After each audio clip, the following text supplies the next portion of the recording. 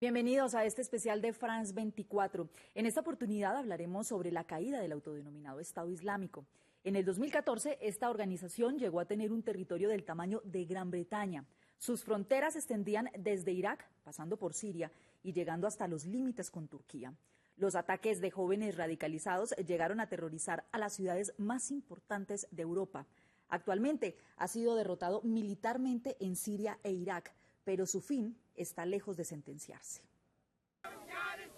Hace unos días la gente celebró en las calles de Bagdad la derrota del Estado Islámico en Irak. No era para menos. A mediados de 2014 ese grupo sitiaba la capital y controlaba Mosul, la segunda ciudad de ese país. La organización Estado Islámico se extendía también en Siria hasta las faldas de Turquía. Eso ya es historia. Soldados kurdos de la coalición respaldados por Estados Unidos bailan en las calles de Raqqa, la que una vez fue la capital del autoproclamado Estado Islámico y donde las decapitaciones y asesinatos masivos estuvieron a la orden del día, ha sido liberada. A pesar de las derrotas en Siria e Irak, su fin no está cerca y los ecos de sus ataques se han oído más allá del Medio Oriente. Francia, Bélgica, Inglaterra y hasta España han sido objeto de sus atentados. El asesinato de los caricaturistas de la revista satírica Charlie Hebdo en París, la masacre en el Teatro Bataclan, el atentado con un camión en Niza. Las víctimas se cuentan por decenas. Lo paradójico, muchos de los ataques fueron realizados por ciudadanos europeos, reclutados o inspirados por el Estado Islámico. Abdel Bari, rapero británico, ingresó a las filas de la organización en 2013. Finalmente desertó en 2015. Como él, fueron cientos los jóvenes europeos que se sumaron a la lucha de la organización yihadista. Se estima que llegó a tener 2.500 combatientes provenientes de Occidente. Su máximo líder es Abu Bakr al-Baghdadi, iraquí. El 29 de junio de 2014 se autoproclamó califa desde la ciudad iraquí de Mosul. Ha sido dado por muerto varias veces, pero siempre vuelve a aparecer. Lo mismo podría suceder con la organización. Para hablarnos de este tema nos acompaña en estudio Víctor de Currea Lugo, profesor de la Universidad Nacional de Colombia, fue además corresponsal en Medio Oriente del diario El Espectador, también de Colombia, y autor del libro El Estado Islámico. Profesor de Currea, gracias por acompañarnos y empiezo por preguntarle, antes de preguntarle esa introducción, y es que desde Bagdad, la capital de Irak, hasta Raqqa en Siria, los ejércitos de estos dos países han celebrado la derrota de esta organización. Pero ¿qué tan cerca está su fin? Yo diría que hay tres estados islámicos. Uno, el que controlaba territorio en Irak y Siria. Dos, el que sirve de inspiración a grupos radicales, como en el caso de Filipinas, donde hay más de 12 grupos que se declaran seguidores del Daesh. Y luego la idea de Estado Islámico, que ha inspirado a algunas personas de manera individual, solitaria, como el ataque de Niza, que han terminado por generar actos de terror. Es decir, se ha golpeado a uno, pero en el imaginario social y en la dinámica social siguen existiendo otras formas. Y además de eso, lo más grave, no se ha tocado las causas que dieron origen al Estado Islámico. ¿Qué son cuáles?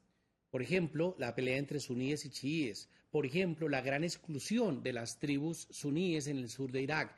Por ejemplo, la guerra civil que vive Siria. Si esos temas no se tocan, pues lo único que se va a conseguir es aplacar el fuego por un momento, pero la violencia puede volver a aparecer. Profesor, primero fue Al-Qaeda, ahora es el Estado Islámico. ¿Cuál es la semilla real que nutre estos grupos? A ver, hay varias cosas.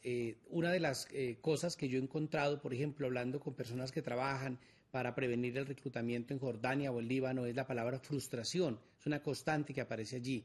Y esa constante, digamos que es una de las razones, pero lo que hay es como si fuera una gran cebolla. Y esa cebolla hay que explicarla desde la pelea entre suníes y chiíes, desde la pésima gestión que se hizo cuando la Unión Soviética ocupó Afganistán, creando un tipo de internacional islamista, desde la ocupación que hace Estados Unidos a Irak en el año 2003, la guerra de Siria. Es decir, hay varias diferentes capas que han ido confeccionando eso que llamamos terrorismo islamista a lo largo del mundo, con repercusiones y diferentes niveles de participación. Entonces, yo creo que lo que hay que hacer es abrir esa cebolla, esas diferentes capas y encontrar las responsabilidades de cada uno. El problema es que las grandes potencias lo que han hecho es aumentar la complejidad en vez de solucionar o dar respuestas simplistas en vez de entender la complejidad del fenómeno. Profesor, pues mire, hablamos con nuestra corresponsal en Beirut, Etel Bonet. Ella es una periodista que ha cubierto los conflictos de Afganistán, de Siria y de Irak, y ella nos cuenta, después de la derrota en Irak y Siria, cuáles son los territorios donde aún sigue presente.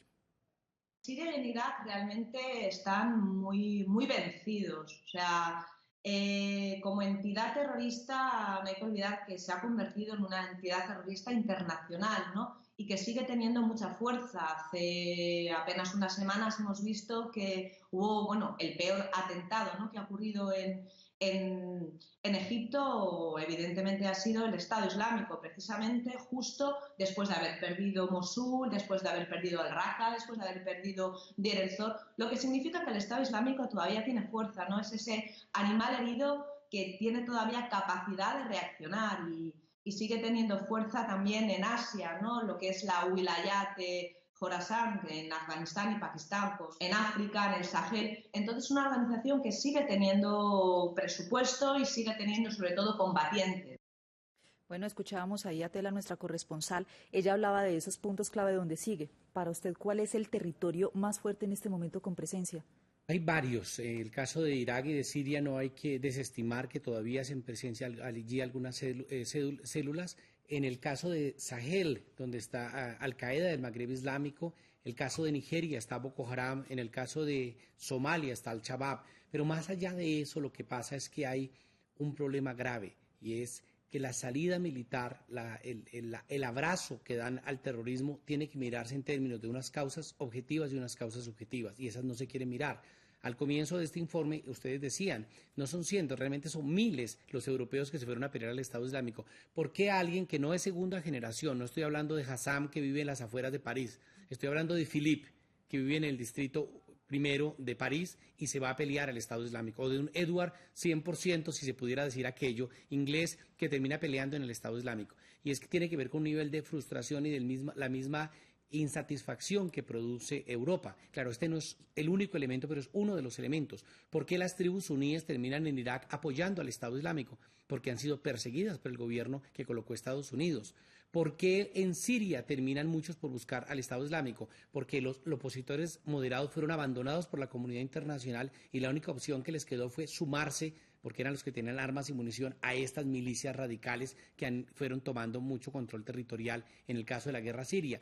¿Por qué en Somalia? Pues porque el Estado que se intentó imponer por medio de la fuerza no tuvo en cuenta aspectos culturales de tribus y de clanes y de comunidades y terminó por gestionar un falso Estado moderno que terminó en lo que terminó. Entonces hay razones, digamos, objetivas y objetivas, y hay razones locales, regionales, internacionales. Si no se miran con cuidado, pues termina uno reduciendo todo al conflicto, a la palabra terrorismo, y creyendo que todo se resuelve bombardeando. Claro, profesor, y le pregunto ahorita, hay una creciente islamofobia, hay un auge también de movimientos nacionalistas.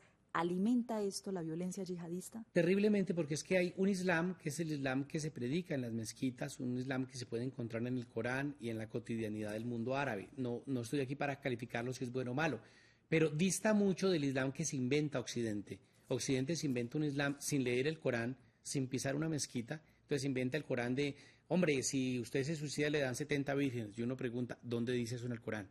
O no, es que en el Corán nos dicen que hay que matar cristianos. ¿Dónde dice eso en el Corán? Entonces yo creo que reducir el Corán a esa práctica es tan peligroso y perverso como si redujéramos el cristianismo a la pedofilia de los curas. Claro, y ahí necesariamente tenemos que hablar de esa relación entre el Islam como religión y estos grupos yihadistas. Es curioso. Hay que establecer esa diferencia. Ustedes mencionaban, por ejemplo, los asesinos en Bataclan o los de Charlie Hebdo. Iban muy poco a las mezquitas. De hecho, hay un profesor francés, Olivier Roy, que ha hecho seguimiento a las vidas de estas personas, y lo que encuentra son personas que consumen cerdo, que consumen licor, que consumen sustancias psicoactivas, que no van a las mezquitas, es decir, que no son en puridad musulmanes en sus prácticas cotidianas, pero que optan por este camino de radicalización. Es curioso porque la crisis del Islam no se está sufriendo ni en Irán, ni se está sufriendo en Siria, se está sufriendo en Europa. Y esa crisis del Islam europeo tiene que ver mucho con la satanización que se hace por parte de las comunidades que llegan, las primeras, las segundas generaciones que están llegando allí, que tienen problemas de inclusión. No estoy diciendo que la inclusión sea el único elemento, pero sí la radicalización. Uno de los elementos es la exclusión social, la pobreza, los dobles estándares en ciudadanía. llevan no a una inclusión democrática de estas comunidades, sino a la formación de guetos. Y todos sabemos lo que pasa con esta formación de guetos, que es mucho más fácil reclutar. Cuando hay países de Europa, donde, por ejemplo en Suecia, donde viví un tiempo, donde si te llamas Peter, es más fácil tener un empleo que si te llamas Abdullah, porque es marcada la diferencia, pues ya yo creo que también hay un problema. La islamofobia y el nacionalismo terrible han ido creando un monstruo que no existe, pero en el imaginario social nos imaginamos que todo musulmán es igual a árabe, lo que no es cierto, y que todo árabe musulmán es un terrorista, lo que tampoco es cierto. Solo en Francia hay más de 4 millones de musulmanes. Si fueran todos terroristas, es posible que ni la Torre Eiffel ni el Arco del Triunfo estuvieran de pie. Profesor, y pues no me puedo ir sin preguntarle cuál es el papel que está jugando Estados Unidos y Arabia Saudita en este conflicto realmente. Pésimo. Arabia Saudita ha exportado una forma de Islam que es el wahabismo. Y cuando ustedes hacen el mapa de dónde se ha implantado el wahabismo, por ejemplo en Afganistán, o por ejemplo en Nigeria, o por ejemplo en Somalia, son las mezquitas en el mapa que encajan perfectamente con el nacimiento de grupos yihadistas. Si ustedes miraran con cuidado el Código Penal y las medidas de castigo que imponía el Estado Islámico y las que impone Arabia Saudita, son muy cercas. Si ustedes miran la lógica con que se mira a las mujeres desde el Daesh, desde el Estado Islámico y desde Arabia Saudita, son muy parecidas. Es decir, Arabia Saudita se encarga de repartir por el mundo un Islam que es terriblemente peligroso, sectario, racista y discriminador. Y Estados Unidos se encarga de explicar todo a través de la guerra contra el terror. Ya no hay complejidad de los conflictos. Muchos profesores de relaciones internacionales que enseñan los buenos y los malos, la guerra contra el terror.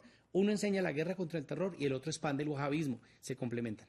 Profesor Víctor de Currea, muchísimas gracias por acompañarnos. Gracias por la invitación. A ustedes, muchísimas gracias también por acompañarnos en este especial y siga con nuestra programación.